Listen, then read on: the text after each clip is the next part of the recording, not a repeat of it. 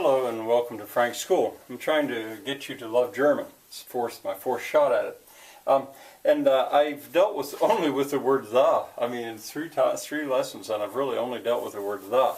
But as I said, it's the most complicated word in German, I think, at least the hardest to get control. And something I wanted to say about that is, so what do you do if you're trying to speak German and you know all these words, but you don't understand the, or you don't know what the gender is of the noun? I asked somebody with that once. I said, what do bad German speakers say, Americans, for example, or Japanese that don't understand German? And I think they said they just make a sound sort of like duh or the or something. Maybe they just say the, because das and des and der and die, they all start with D, that's true, but they're also different. So what do? Just a shot in the dark? It's hard. I don't know what to say. You know, der, die, das. Settle on one of them, I guess. Always say das or always say der. But don't. Instead, learn German.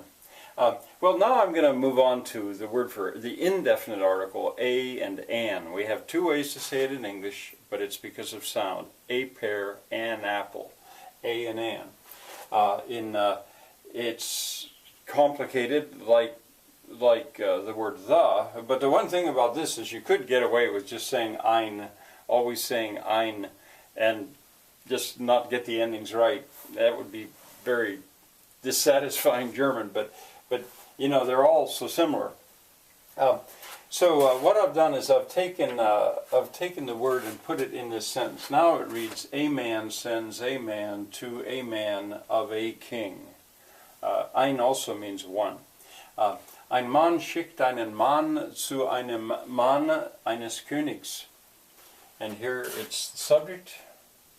There it's the subject.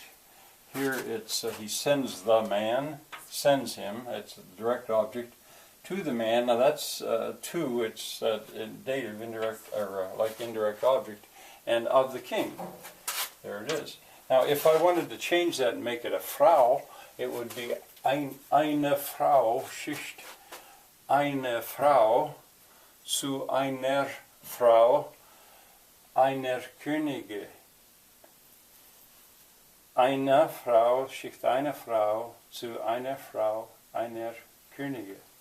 Or if I wanted to make it neuter, if I wanted to change the noun to neuter, let's see, what was it? Ein Fräulein. Ein Fräulein schickt ein Fräulein, ein Mädchen, zu einem Kind,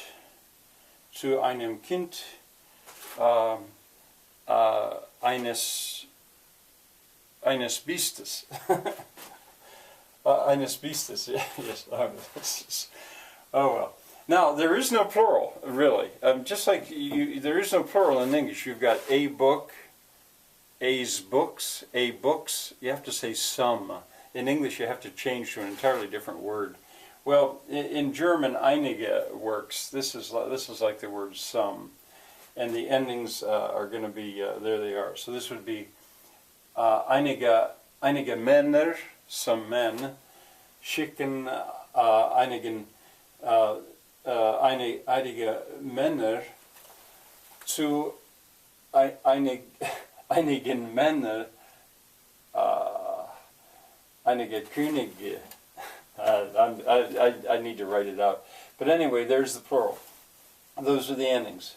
And like I say, you can, I guess, you could probably get away with, I don't want to tell you, if you don't use these endings, you're not really speaking German, and Germans would understand you, though, probably. Well, you gain something here, because these endings will get, this is the word a, but the word kein, that means no. Like if I said kein Mann, that would be no man, no man. Mein is my, so mein Mann would be my man. Dein is your, dein Mann. Ihr is ihr Mann, her man, or it could be their man, ihr Mann. Unser is our, unser Mann. Euer Mann, your man, but now this is plural. This is more than one. We don't make that distinction in English. This is your and this is your, but this is if you're only speaking to one person and you know them quite well. This is if you're speaking to several.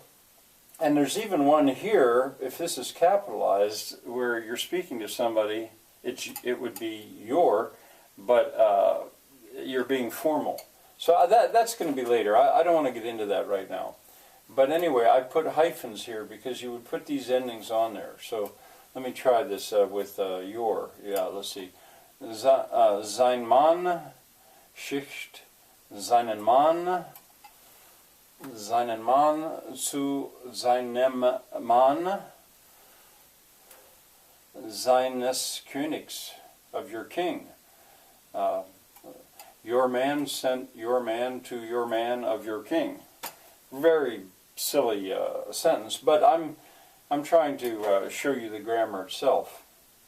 And sorry if it's complicated, but there. Now that should look familiar, quite familiar from the word the. Same thing here. There's D, and there's D. That's the feminine. So it's not as if these are almost the same, except in the accusative you don't put that ending on there, and these are the same. So the endings, you're not learning something brand new. You're applying what you know to the word the. Now, if you would go to that German story, how's it start? In den alten Zeiten, wo das Wünschen noch geholfen hat, lebte ein König, lived a king. Now later I'll go back there, and I'm going to use that, I think, as a corpus. We'll look at that story and we'll look at the grammar in the story. Well, there you go. I'll go on with this. See you. I'm still every day for now. I'm going over as a second video and showing books that I have related to the Decentralist Manifesto. So maybe I'll see you back again today. Bye for now.